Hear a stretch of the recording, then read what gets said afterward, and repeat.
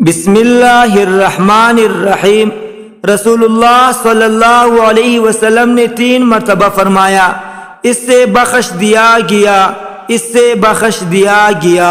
بخشش مانگنے کے آخری قاعدے کی ایک دعا ایک صحابی رضی اللہ تعالیٰ عنہ نے بیان کیا کہ رسول اللہ صلی اللہ علیہ وسلم مسجد میں داخل ہوئے تو دیکھا کہ ایک شخص نے اپنی صلاۃ اپنی نماز پوری کر لے اور تشہد یعنی التحیات میں بیٹھا ہے اور کہہ رہا ہے۔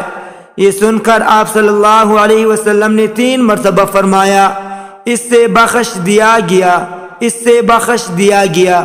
وہ دعا یہ ہے، اللہم انی اسألک یا اللہ بأنک الواحد الأحد الصمد الذي لم يلد ولم يولد ولم يكن له كفوا أحد أن تغفر لي ذنوبي إنك أنت الغفور الرحيم اللهم إني أسألك يا الله بأنك الواحد الأحد الصمد الذي لم يلد ولم يولد ولم يكن له كفوا أحد أن تغفر لي ذنوبي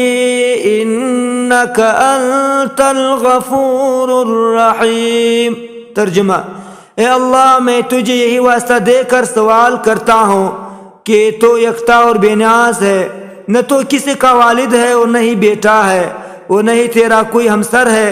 تجھ سے سوال دعا یہ ہے کہ تو میرے گناہ بخش دے، بے شک تو غفور رحیم یعنی بخشنے والا اور رحم کرنے والا ہے۔